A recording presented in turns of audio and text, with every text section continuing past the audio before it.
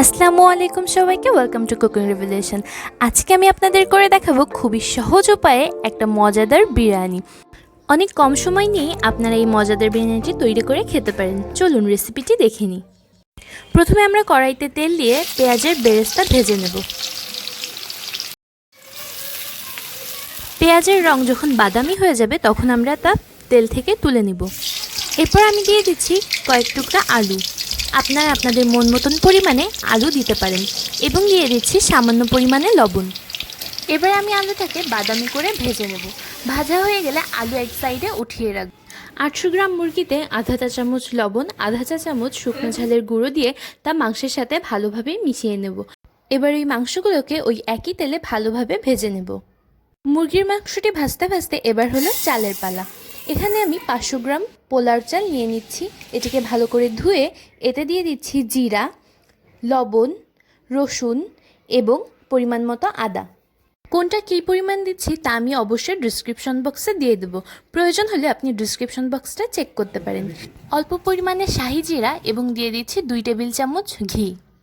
মুরগির মাংসগুলো ভাজা হয়ে গেলে ওই তেলে দিয়ে দেবো রসুন বাটা, জিরা বাটা এবং আদা বাটা। এবার মশলাগুলো সব তেলে ভালো করে কষিয়ে নেব।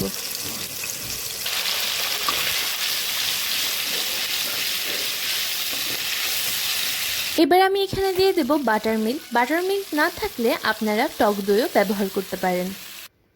শানের বিরিয়ানি মশলা দিয়ে দিচ্ছি। কোনটা কোন পরিমাণে দিচ্ছি তা জানতে অবশ্যই ডিসক্রিপশন বক্সটি চেক করবেন। মশলাটি ভালো করে মিশিয়ে এবার দিয়ে দেব ধনিয়া গুঁড়ো এবং একটা ফ্রোজেন টমেটো। ফ্রোজেন টমেটোর বদলে আপনার টাটকা টমেটো টুকরা করে কেটে এখানে ব্যবহার করতে পারেন। এখানে এবার আগে থেকে ভেজে রাখা মুরগির টুকরাগুলো আমি দিয়ে দেব। দিয়ে দিচ্ছি সামান্য পরিমাণ পানি। দেখুন ফ্রোজেন টমেটোটি সুন্দরভাবে গলে গিয়েছে। আগে থেকে ভেজে রাখা আলুগুলো দিয়ে দিচ্ছি।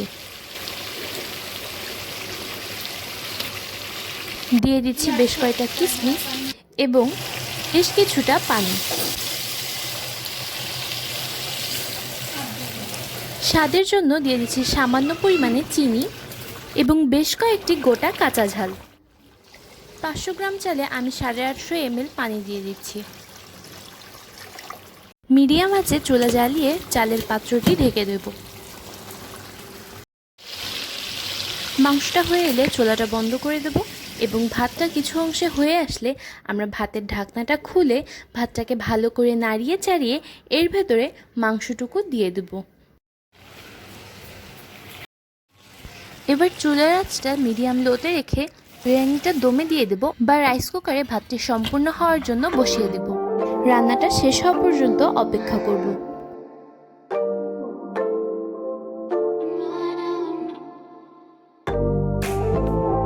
দেখুন ভাতগুলো কি সুন্দর ঝরঝরে হয়েছে।